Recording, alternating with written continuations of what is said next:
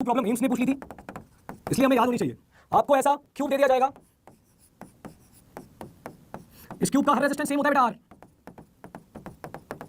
अब आपको are net पूछा जाता है, कहां कहां, तो आपसे आर नेट पूछा जाता है, मैं इनके नाम लिख देता हूं, मैं इनके नाम लिख देता हूं। आर नेट पूछा जाता है कभी कभी बॉडी डायगोनल, आर नेट कभी कभी पूछा जाता है एज के अराउंड, आर नेट कभी कभी पूछा जाता है फेस डायगोनल के अराउंड। मतलब सर मैं इसको नंबर 2 1, मैं इस पॉइंट को नंबर 2 2 और इस पॉइंट को नंबर 2 3, तो कभी कभी आपसे ये पूछ लेते हैं R13, इसका मतलब बॉडी डायगोनल, ये रहा बॉडी डायगोनल।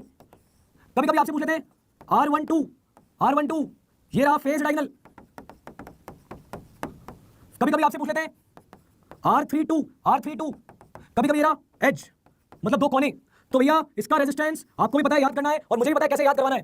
ध्यान से सुनिए, body stands for B, face stands for F and edge stands for E. सवाल सुनो, आपको कभी कभी क्यूब देकर तीन जगहों का रेजिस्टेंस पूछा जा सकता है। 1 और 3 बॉडी डायगोनल होता है बेटा, 1 और 2 फेस डायगोनल होता है बेटा। ये रहा फेस डायगोनल, ये रहा फेस डायगोनल, ये रहा फेस डायगोनल, यहां बैठने लगा तो face diagonal. Sir body diagonal जो यहां से चले और यहां से चले और कहां खत्म हो जाए, यहां पे, ये बेटा ये बॉडी डायगोनल रहा, ये बॉडी डायगोनल। और कभी कभी एज, ये देखो कोने। अगर कोनों से कभी आपसे आर्नेट पूछ लिया तो एक फार्मूला याद रखना है, एक फार्मूला याद रखना है। क्या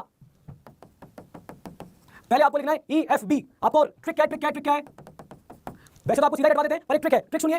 EFB आपको लिखना है, E बोले तो एज, F बोले तो फेस एंड B बोले तो बॉडी डायगोनल। अगर वो EFB में से कोई भी एक पूछेगा, पर आपको फॉर्मूला याद होना चाहिए EFB। सुना, EFB, ठीक है सर। फिर क्या करना है, फिर आपको गिनती पढ़नी है। गिनती पढ़नी कहां से, 1 2 3 4 5 6 7।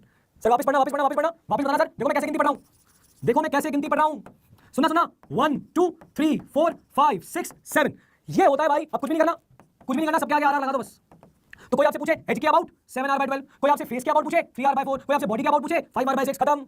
तो ये ट्रिक आपको अच्छे से याद होनी चाहिए कि कभी कोई आपसे क्यूब का पोटेंशियल पूछ ले, सॉरी क्यूब का रेजिस्टेंस पूछ ले, तो हमें याद होना चाहिए EFB, अच्छे से याद होना चाहिए।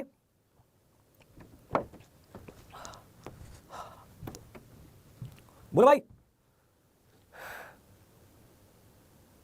चलो गुड, शानदार, बहुत बढ़िया भैया। अब ये तो रेजिस्टेंस कैलकुलेशन की बातें थी। अब एक बहुत इंपॉर्टेंट, पर उससे पहले एक बहुत इंपॉर्टेंट बात मैं बोलने जा रहा हूं, बहुत ध्यान से सुनना, बहुत ज्यादा ध्यान से, बहुत ज्यादा ध्यान से। थक गए हो क्या, थक गए हो क्या भाई?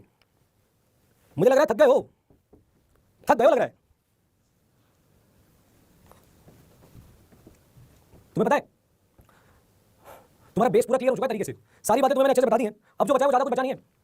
अब सर्किट थ्योरी, सेल और पावर एंड डिवाइसेस, 3-4 चीजें हैं, उनको अच्छे से पढ़ते हैं और खत्म करते हैं। सबसे पहले सुनो भाई, कभी कभी ऐसे सवाल भी आ जाते हैं, to solve the branch of the circuit. भैया ये तो हमने पहले भी सीख लिया, मैं एक बार और सिखा देता हूं। To solve the branch of the circuit, ये थोड़ा इंपॉर्टेंट है, इसको सुनना भाई, थोड़ा इंपॉर्टेंट है। To solve the branch of the circuit, अब आपको पूरा सर्किट नहीं दिया जाएगा। धुरंधर भैया बोल रहे हैं